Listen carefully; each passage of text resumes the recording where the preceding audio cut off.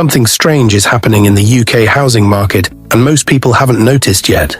Prices aren't collapsing overnight. There's no dramatic headlines, no panic on the evening news. Instead, the market is doing something far more dangerous. It's freezing. Homes aren't selling, buyers aren't buying, sellers don't know what to do. And behind the scenes, banks, developers, landlords, and investors are quietly preparing for impact. Tonight, I want to explain what's really going on in the UK housing market and why this slowdown could end up being worse than a sudden crash.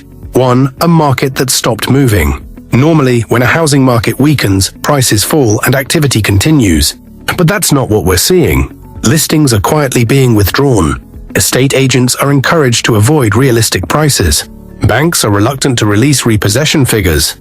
On the surface, everything looks calm.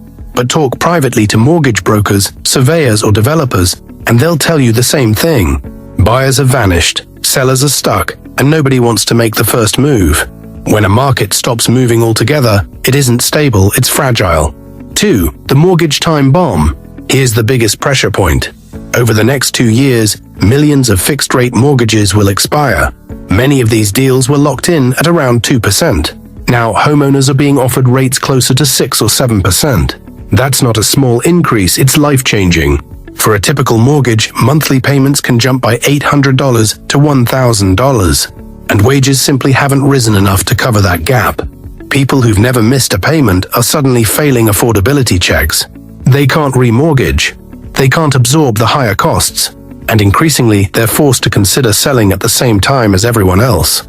That's not a normal slowdown. That's systemic stress. 3. Foreign money has left the building. For years, the UK relied on international buyers to prop up prices, especially in London. Whenever the market wobbled, overseas investors stepped in. That safety net is gone. Sanctions, capital controls, political uncertainty, whatever the reason, foreign investment has collapsed. And it's not just that they're no longer buying. Many are selling quietly, discreetly, and at significant losses. When investors are willing to take 30 or 40% losses just to exit, it's worth asking, what do they see coming next? 4. Build to rent is under pressure. The promise was simple. Large institutions would build thousands of rental homes, creating stability. But the maths only worked with cheap debt and high occupancy. Interest rates rose. Living costs exploded. Young professionals started leaving city centers. Now, many large rental blocks are sitting half-empty, far below what's needed to break even. These companies can't lower rents without admitting failure. They can't sell easily, and they're still servicing massive loans.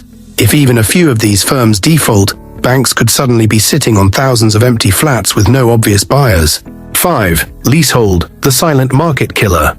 Then there's leasehold, a problem hiding in plain sight. Millions of people believe they own their flats. In reality, they own a lease, and the costs attached to that lease are spiraling. Service charges are rising sharply. Major works bills are landing with 5-figure price tags. Ground rents are escalating. And buyers are waking up. More and more leasehold properties are becoming effectively unsellable, regardless of location or condition. That's not reflected in official house price data, but it's very real on the ground. 6. The Bank of England's impossible choice. The Bank of England is trapped. Keep interest rates high and housing stress worsens. Cut rates too soon, and inflation flares up again, weakening the pound. So instead we get hesitation, hints of cuts that don't arrive, carefully chosen language designed to calm nerves. But delaying the problem doesn't solve it. It concentrates it. When confidence finally breaks, it won't unwind slowly. 7. Why this could move fast. Every housing downturn has a trigger. Not always a big one. Sometimes it's just the moment people collectively realize the rules have changed. A major developer failing. A leaked bank document. A high-profile forced sale. In a digital world, panic spreads instantly. And when everyone needs to sell at once, prices don't gently adjust. They gap lower until a buyer appears.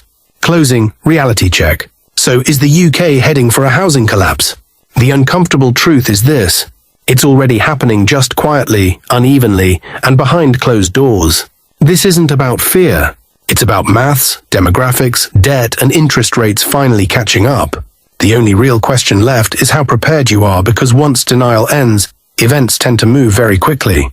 Gravity always wins in the end.